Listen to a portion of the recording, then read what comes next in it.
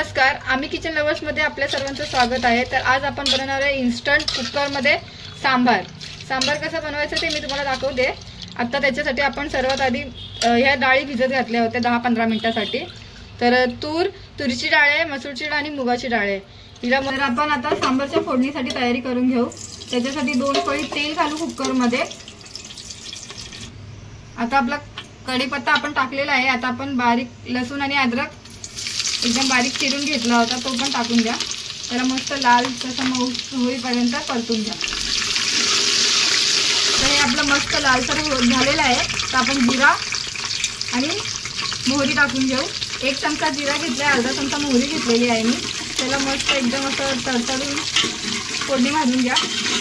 लसूण अद्रक भाजून झालेलं आहे। आता आपण 4 मिरच्या घेतलेल्या आहेत मी बारीक कापून। कांदा घेतलेला आहे उभा कापून, 2 ते 3 कांदे घेतलेले आहेत मी उभे कापून। त्याला आता आपण लालसर असा कलर बदलेपर्यंत आपण त्याला परतून घेऊ। कांदा असा भाजून झालेला आहे। आता आपण त्याच्यामध्ये मी 2 बारीक टोमॅटो कापून घेतले ते टाकू आणि त्या सर्वांचं मिश्रण एकत्र मिक्स करू। मंद आचेवर भाजून घेऊ।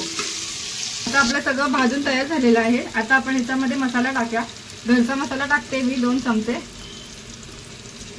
काश्मीरी लाल मिरची पावडर कलर येण्यासाठी थोडासा 1 चमचा घालूया। आणि आपल्या मार्केटमध्ये भेटणारा एव्हरेस्टचा जो सांबार मसाला आहे तो 1 पॅकेट टाकते। आता आपलं हे झालेलं आहे। आपण मसाला टाकून घेतलेला आहे, सर्व मिक्स चांगलं तेल सुद्धा सुटलेलं आहे याला। आता आपण ह्याच्यामध्ये भाज्या टाकून घेऊ। मी 4 भाज्या घेतलेल्या आहेत। लांबडी शेंग, गाजर, वांगे आणि बटाटे घेतलेले आहेत। तुम्ही तुमच्या आवडीच्या भाज्या सुद्धा घालू शकता।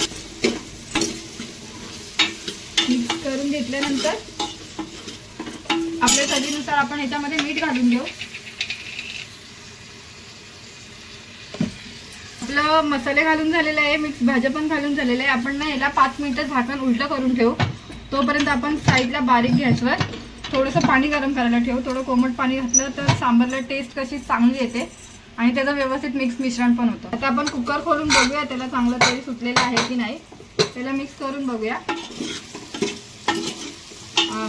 मस्त तेल सुटलेलं आहे त्याला। आता आपण ज्या 3 डाळी भिजवल्या होत्या त्याच्यामध्ये त्या 3 डाळी भिजवून घेतलेल्या तुरीची आणि मसूर आणि मुगाची ती आपण आता त्याच्यात घालून घेऊया।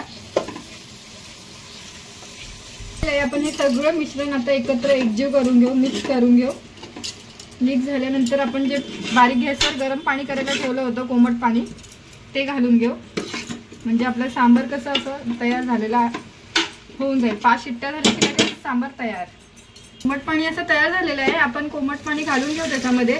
तुम्ही तुमच्या आवडीनुसार घालू शकता, तुम्हाला जितकं हवं तितकं। मी माझ्या आवडीनुसार घातलेलं आहे।